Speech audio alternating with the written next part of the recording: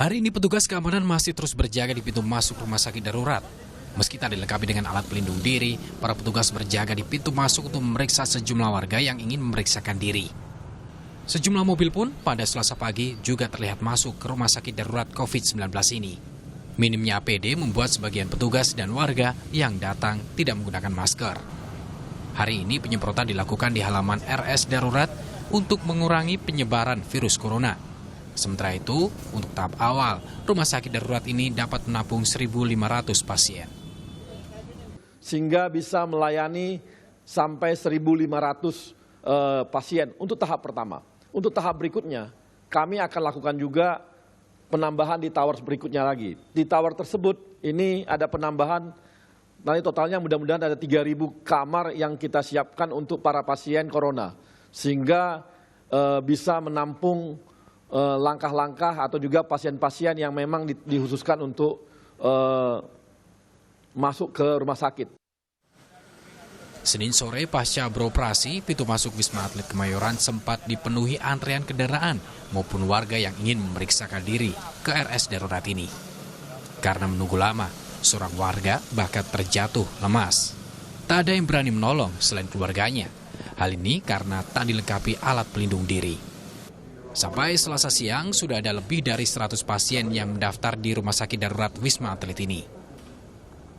Sampai dengan siang ini kita sudah 71 yang diisolasi.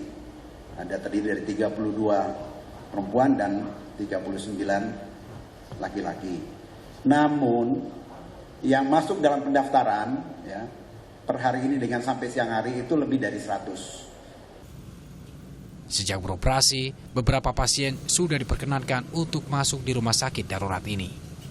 Tim Liputan, Kompas TV, Jakarta.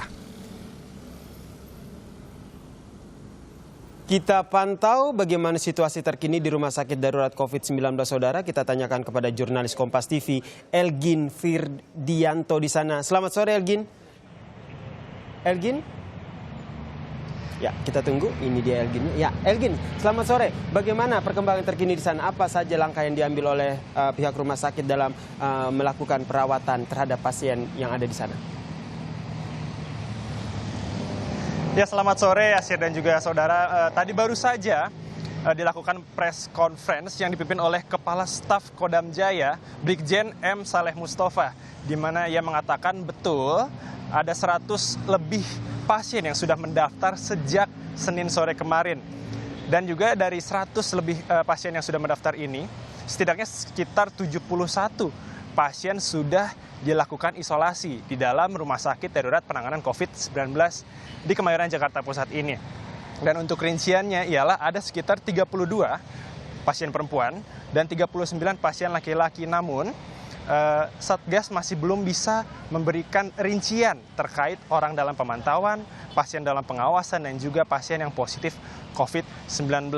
Kemarin juga sempat, kemarin malam, terjadi pendaftaran yang bersifat masif sehingga tim medis yang ada di zona merah ini membutuhkan bantuan untuk melakukan penahanan agar pasien yang masuk ini diberikan shift dan juga tidak terjadi penumpukan di dalam ruang pendaftaran karena tim medis takutnya terjadi terpapar dari pasien yang positif terhadap pasien yang dianggap sehat. Dan juga tadi sudah saya beritahu bahwa memang 71 pasien sudah di dalam isolasi dan sisanya tadi Brigjen M. Saleh mengatakan bahwa mendapatkan penanganan medis dan jika memang pasien tergolong sehat atau mungkin hanya dengan gejala yang sangat ringan, ini diizinkan untuk kembali ke rumahnya dan juga melakukan isolasi mandiri. Yasir. Elgin, kemudian kalau kita lihat bisa diinformasikan juga siapa saja begitu warga ataupun mereka yang diperbolehkan untuk memeriksakan diri mereka di rumah sakit darurat ini. Ya, Yasir dan juga saudara, tadi Brigjen M. Saleh mengatakan memang ada 2 jalur yang diperbolehkan untuk masuk ke dalam rumah sakit darurat penanganan COVID-19 ini.